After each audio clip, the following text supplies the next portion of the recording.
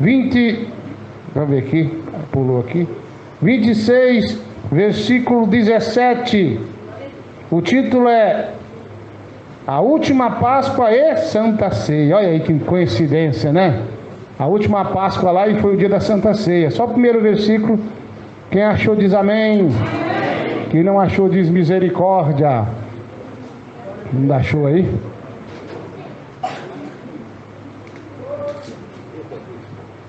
Amém, igreja? Amém. Vamos lá, São Mateus 26, versículo 17. No primeiro dia, aí perdi aqui, mano, cadê? No primeiro dia da festa dos pães asmos, perdi, leia comigo aí que eu perdi aqui, mano, vai lá.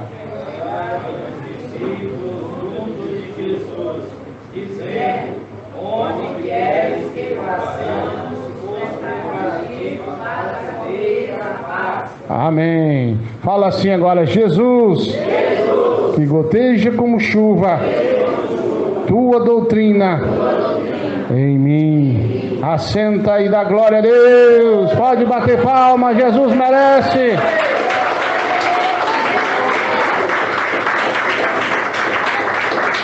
Vamos falar agora da Páscoa. Alguém já viu o coelho botar ovo aí? Onde surgiu isso aí, irmão? Que coisa mais esquisita, né? Mas vamos falar da verdadeira Páscoa. Depois nós falamos da Páscoa do capeta. Tem a de Deus e tem a do Satanás. Vamos falar da de Deus. Irmãos, o que é a festa da Páscoa em Israel? A festa dos pães asmos. Em uma tradução do português correta, festa dos pães sem fermento. Simples, né? A festa dos pães sem fermento. Isso quer dizer. Mas o que é realmente a Páscoa lá? Será que tem um coelhinho lá botando ovo? Não, jamais. Mas tem lá uma coisa interessante que chama o carneiro pascual. Pastor, esse carneiro bota ovo também? Não. Mas por que inventaram essa? Daqui a pouquinho chegamos lá. O que acontece? Na festa da Páscoa em Israel, eles comemoram a saída deles do Egito. Então é a saída deles do Egito. Nessa festa, eles produzem pão sem fermento. Amém? Toda a Páscoa lá é assim. É o pão sem fermento que eles produzem. Eles pegam o carneiro pascual, ou seja, os carneiros, eles assam um carneiro. Depois de ali assar, quando estiver assando, eles pegam todo tipo de folhas amargas. Todo tipo de coisa que é amarga, jiló, jurubeba, tudo. E vai temperando ele com coisa amarga. Pastor, mas para que isso?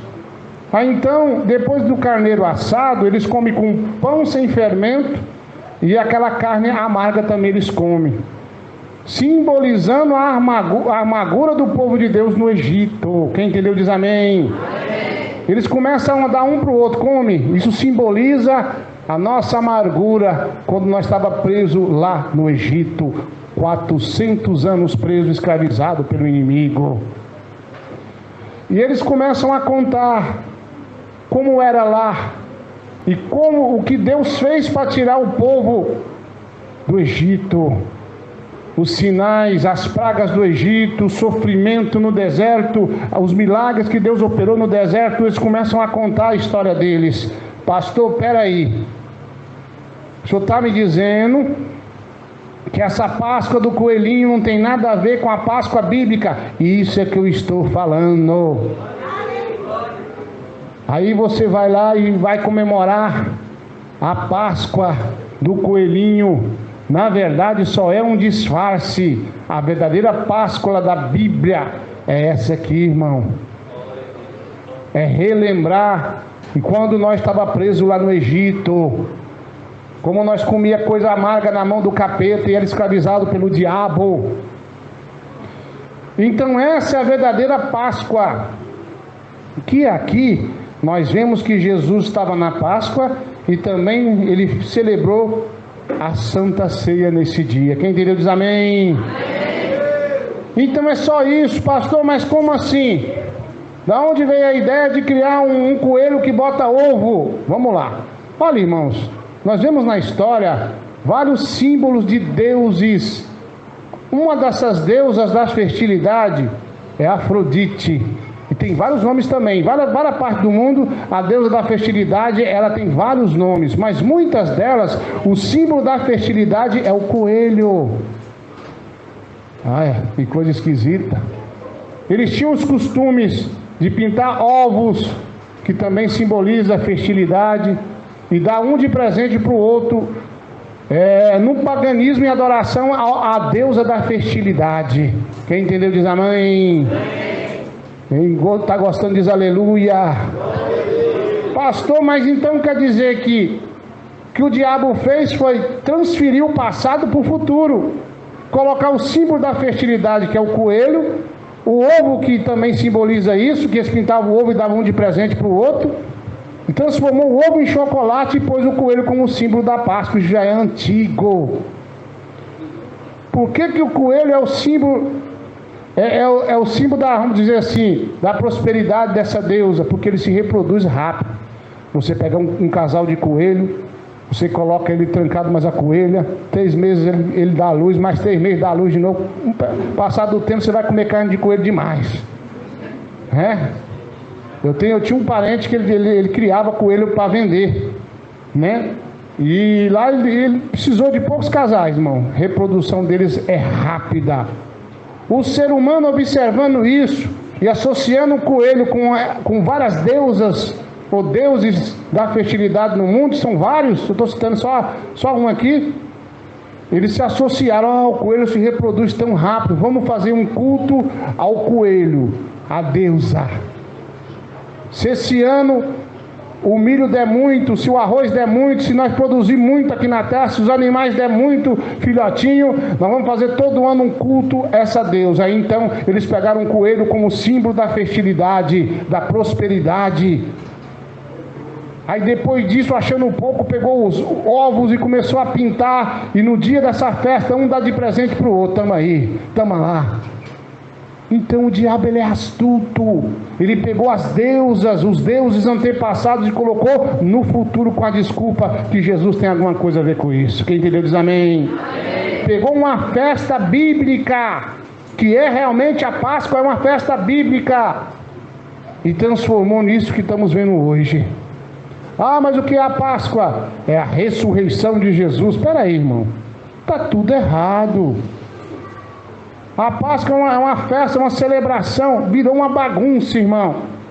Sexta-feira na porta de casa estava lá a crucificação do Jesus deles.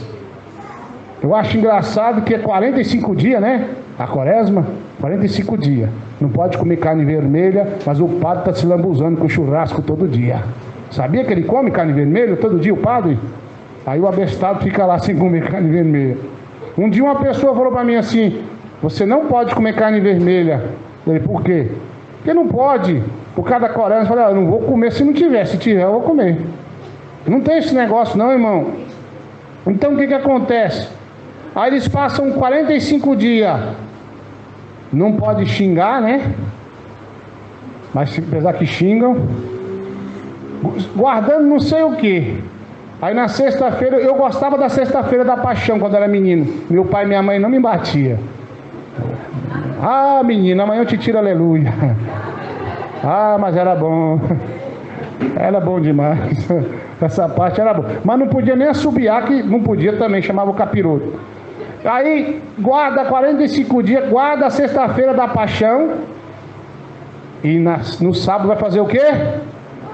Roubar a galinha. Tirar aleluia também, né? Tirar aleluia, roubar galinha. Tá certo, igreja? Então para de ficar guardando essas coisas, irmãos. É antibíblico. A Páscoa, irmãos, realmente na Bíblia é uma celebração. Eles celebram, festejam o livramento, o retorno deles, sair da mão do Satanás e servir a Deus, a saída deles do Egito, melhor dizendo. Eles comemoram, eles lembram os dias amargos que passaram no Egito, escravizado pelo diabo. Eles comemoram lá, irmãos, judeus, eles comemoram isso aqui, para eles é uma grande festa. É uma grande festa. Satanás tirou o carneiro pascual, tirou ele para a banda e agora colocou o coelhinho, que é acima da deusa da fertilidade. Quem bate palma e dá glória a Deus aí? Pastor, mas eu acho bonito também ver a encenação de Jesus sendo preso e morto. Eu acho tão lindo. Minha menina Ana, ela nunca tinha visto. Vocês sabem onde eu moro, assim, tem uma lajinha, né? Vocês sabem que eu sou gatinho da laje, né? Os irmãos não concordam, mas tá certo. Deixa eles, né? E ela nunca tinha visto, né, irmão Isaí? Irmão Isaí, tinha que ir lá ver, irmão Isaí. Mandei umas fotos pra ele lá. E ela já dormiu com medo. Eu falei pra ela que ia ter isso lá, né? Em frente de casa. Ela já dormiu com medo. Todo barulho. Ela, ai, que é isso? Aí eu fui lá e ainda dei uns tapas na parede. Ela só assustada. Eu brincando um pouquinho com a menina, né? Cresce aí, depois brincou nada. Aí o que acontece? Ela dormiu assustada. Aí quando começou lá a ladainha, né? Aí ela subiu, posso lá pra cima, por quê? Eu quero ver. Como é que é esse negócio? Aí nós saímos de lá pro culto, o Jesus barbudo tinha acabado de chegar. Mas cada movimento que eles fazem um teatro. Quando a menina, a jovem, deu um grito lá, ela deu um pulo para trás. O que é isso? Ah, nunca vi isso na vida, né? Ela ficou com os olhos tatalados. Eu estou com medo desse negócio. Mas resumindo aqui para vocês, Jesus era barbudo? Ele era o quê? Nazareno. E os nazarenos, como é que é o costume deles? Cabelo baixinho, raspadinho e barba bem feita. Então como é que, pastor, como é que eles colocaram Jesus como um barbudo e cabeludo? Olha, irmãos, Israel tem vários costumes, né? Tem 12 tribos lá. Cada tribo tem um costume. E muitas delas tem isso, o caba barbudo e cabeludo. Mas o meu Jesus não era assim. Porque a Bíblia diz que é desonroso para o homem ter o cabelo crescido. Então a tribo de Jesus que ele veio para dar o exemplo, a tribo dele, irmão, o pessoal tem esse costume, é cabelo baixinho e barba bem feita. Esses são os nazarenos. Quem entendeu diz amém. Então esse é o costume deles lá, dessa tribo dele lá. Então, irmãos, como é que o meu Jesus veio barbudo e cabeludo? Pastor, mas da onde tiraram essa? Por causa de um pano lá. Eles falam que é o rosto de Jesus, mas na verdade já foi descoberto que é uma farsa. Santo Dário, se não me engano, o nome é esse, né? Foi descoberto que é uma farsa, porque não bate com o tempo que Jesus foi preso e morto lá, não tem nada a ver. Então não é meu Jesus aquilo ali. Seu Jesus não é barbudo. Seu Jesus, o meu Jesus não é cabeludo. Olha só o que a Bíblia diz de Jesus. Ele era de estatura baixa, né, irmão? De estatura baixa. E diz que ele era experimentado no trabalho, mão calejada, né? Irmão Lucas não. E a Bíblia diz que ele era desprezível aos homens. Quer dizer, a aparência física de Jesus, pela Bíblia, não era aquele homem alto de olho verde ou azul. Não era isso, não. Não é isso que a Bíblia nos ensina. E não havia nele nada que pudesse ser desejado. Então, mas, pastor, o senhor está indo contra essa religião? Eu estou a favor da Bíblia, irmão. Estou a favor da Bíblia. Porque eles misturaram a morte e ressurreição de Cristo. Pegaram tudo, misturaram numa salada, pegaram o coelhinho, o ovo, símbolo da deusa, da fertilidade, dessa deusa tal lá, são tantos deuses, fizeram uma salada para te enganar. Uma pessoa me escreveu dizendo: pastor Eduardo, eu posso comer um ovo de Páscoa? Eu digo: irmão, é um alimento. Eu digo para você não comer no dia da Páscoa, mas antes ou depois é só um alimento. O que você deve fazer é apresentar a Deus. Ele sapeca todo quanto é tipo de Deus dos infernos lá, e você come e fica satisfeito. Me bati palma na glória a Deus aí.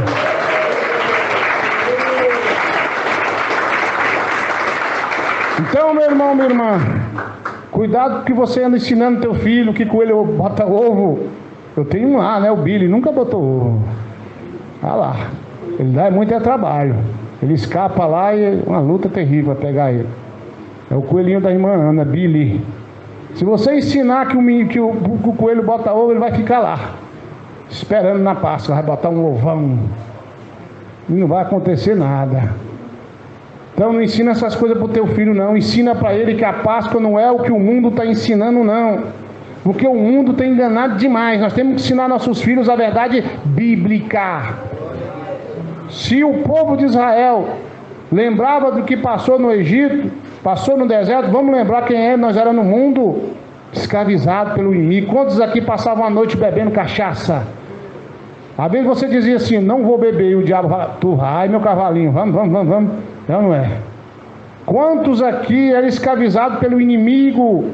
Então, irmão, começa a lembrar o que o diabo fazia através de você, brigas, confusões, tanta coisa, né? Adultérios, prostituição. Começa a lembrar, é isso que o povo lá faz.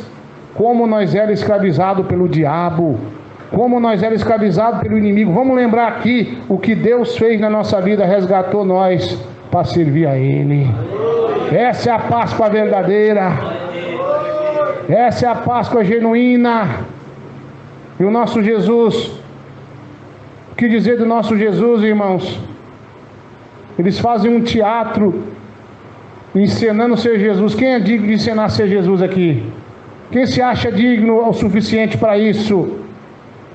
Quero dizer para vocês, irmãos, que um dos berços da encenação, do teatro, um dos grandes berços desse foi um lugar de muita conversão.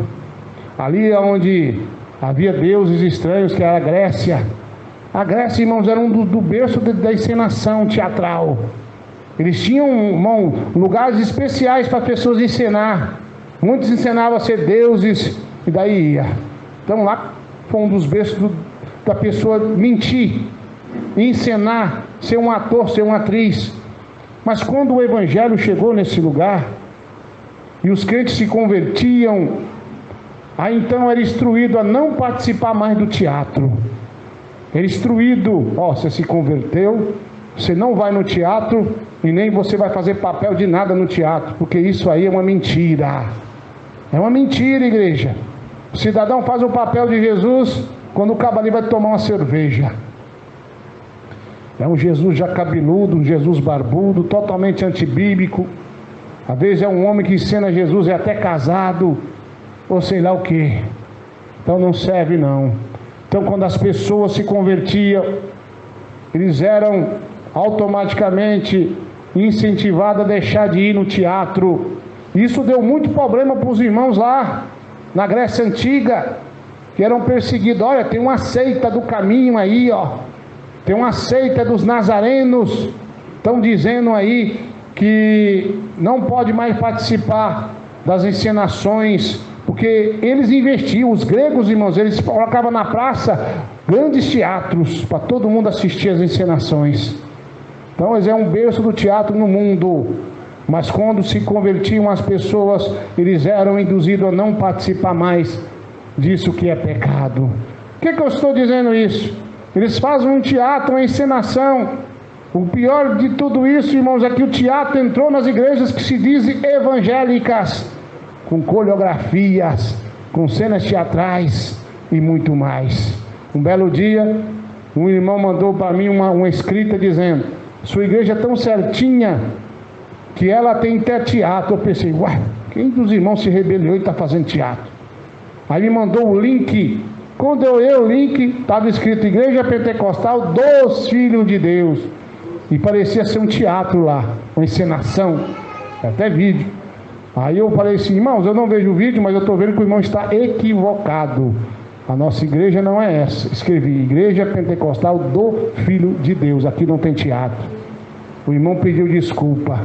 Então aqui não tem teatro não, irmãos. Aqui não tem o coelho botando ovo não. Aqui não tem o Jesus barbudo deles lá não. Aqui tem Jesus que morreu e desceu da cruz. Ele foi tirado, ele ressuscitou. Nosso Jesus não está crucificado mais não. A cruz, irmãos, é símbolo de maldição. Sabia disso? Quem era crucificado, irmão, automaticamente era amaldiçoado. Era ladrão, era homicida, era crucificado lá na cruz. Quando Pilatos falou assim, se esse homem foi inocente, quem vai cair a culpa? Por quê?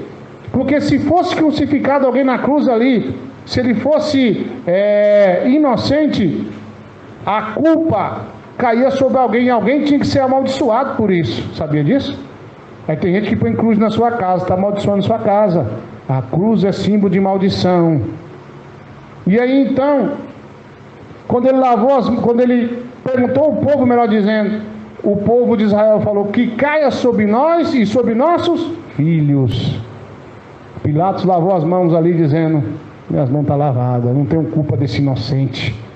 Então por isso que hoje Israel tem guerra, tem bomba, é guerra toda hora, porque eles foram amaldiçoados por eles mesmos. Que caia sobre nós, se esse homem foi inocente, a culpa, porque quem fosse crucificado e fosse inocente, a culpa teria que cair sobre alguém. Aquele homem, sabendo que Jesus era inocente, ele não queria ser culpado por aquilo ali. Então Israel hoje é amaldiçoado por si mesmo, porque Jesus foi crucificado inocente. E bate palmas.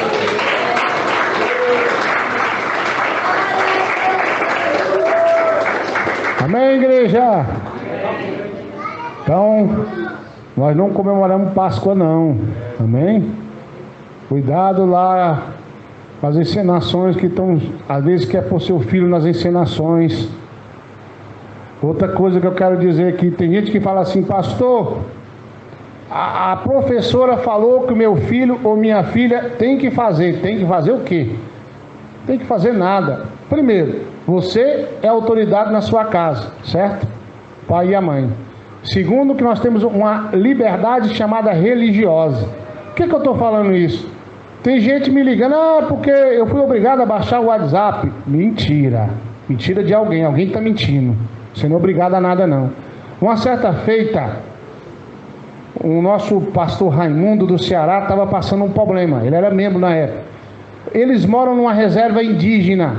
Se eu não me engano é 20, eu sei quantos quilômetros lá, só de mata. Lá é bonito o negócio lá. É uma cacinha boa lá também de Deus. O índio pode matar, né? Os bichos do mato. Nós aqui não pode, né? Mas os índios podem. Aí o que acontece? Eu gosto muito de ficar lá. E ele me ligou com um problema: pastor, aqui tem a festa dos índios. E minha filha está sendo convocada a fazer uma invocação aos demônios. Eu disse: o que é isso aí? Ele disse: ele tem que invocar os espíritos dos antepassados. Eu falei: que macumba feia. E nós falamos para eles que nós somos evangélicos. E eles falaram: aqui também tem muito.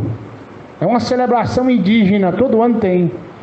Aí então eles estão dizendo que nós somos obrigados a deixar nossos filhos fazer isso. Aí eu liguei para a advogada, falei: um momentinho.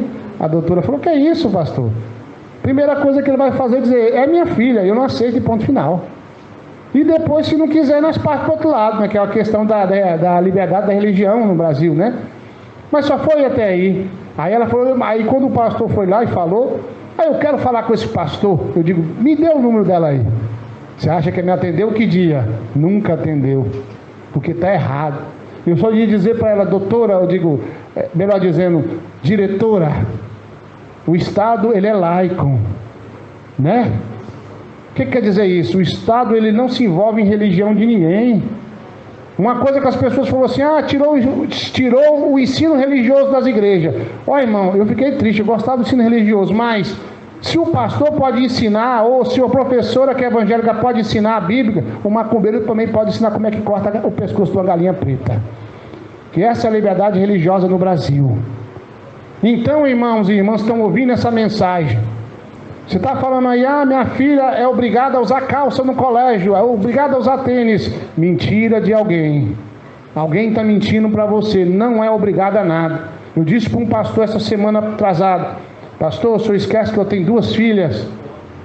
Tem 2 filhas que estudam. Elas não usam calça, não usam tênis, não usam WhatsApp. E eu estou pronto para a guerra. Uma vez eu fui na diretoria porque eles queriam obrigar meus filhos a jogar bola. Eu disse que não ia jogar. Não ia jogar porque é idolatria. Quando eu cheguei lá, o diretor, ou era coordenador, é pastor, ô glória. Um pastor aqui, que benção. Pastor com pastor, né? Vamos lá.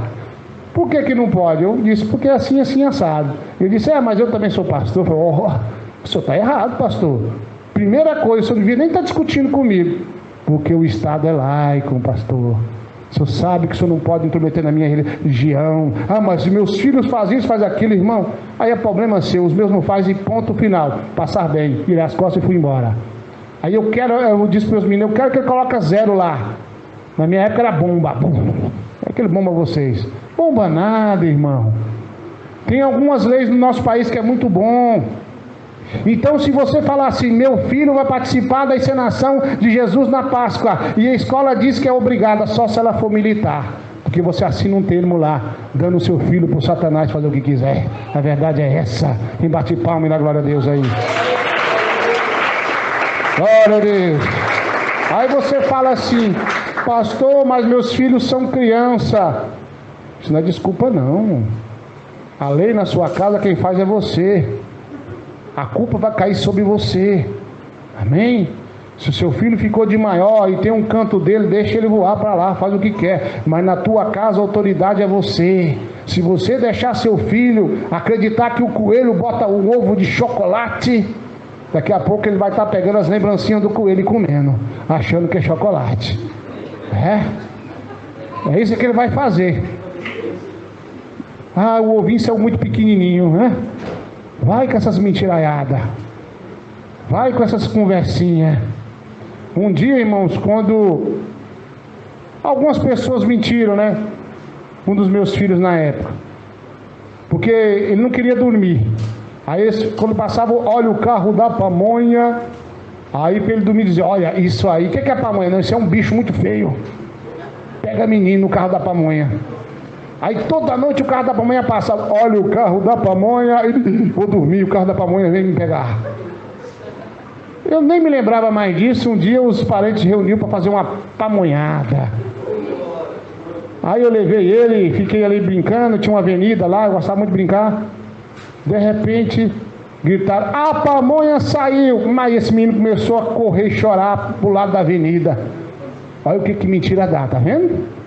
E eu corri, peguei ele e fui explicar para ele o que era a pamonha direito, a verdade da pamonha, mas não teve jeito, não quis nem saber de comer a pamonha, ficou chorando. Vai me pegar a pamonha. Então esse aqui dá a mentira. A mentira tem perninha curta, né, irmãos? Então se você ensinar que Papai Noel vem dar brinquedo pro seu filho, talvez venha, mas não é o Papai Noel não, é o Exu Noel, atormentar teu filho durante a noite. A história do Papai Noel, irmãos, é semelhante com a história de Jesus, né? Onipresente, onisciente, parecido, não é? É muito parecido, tentando tomar a glória do nosso Deus. Então, meu irmão, então minha irmã, cuidado com essa Páscoa satânica. Cuidado com essa história aí que Jesus é barbudo, é cabeludo, que a cruz abençoa a tua casa, é mentira, pois você está amaldiçoando a tua casa. E bate palma na glória a Deus. Bom, você sabe o que é a Páscoa, muitos já sabiam. Então, cuidado, meu irmão, minha irmã. Vamos ensinar nossos filhos a verdade bíblica, que a Páscoa é ali a lembrança de quando o povo estava no Egito, e também comemorando a saída do povo de Deus do Egito, da escravidão. Se você saiu da escravidão, você vai obedecer essa doutrina do alto, vai obedecer a doutrina em todos os sentidos, porque tem gente que fala assim, eu vou obedecer aqui as vestes, tudo, vou apagar até o WhatsApp, mas meu filho é criança, ele vai participar lá da encenação, do teatro, da escola tal, lá naquele lugar lá, você está amaldiçoando o seu próprio filho. Então ensina a verdade, exija a verdade. Se amanhã ou depois ele crescer e você chegar na casa dele, está lá a arvinha de Natal, está lá o símbolo da deusa da fertilidade, que é o coelho, para lá e para cá, as fotos, aí você diz, lavei minhas mãos, eu te ensinei a verdade agora com você. Amém? Quem bate palma e dá glória a Deus. Aleluia. Fala assim comigo, Jesus, obrigado, o Senhor me ensinou a verdade sobre a Páscoa. Amém. Quem bate palma e dá glória a Deus.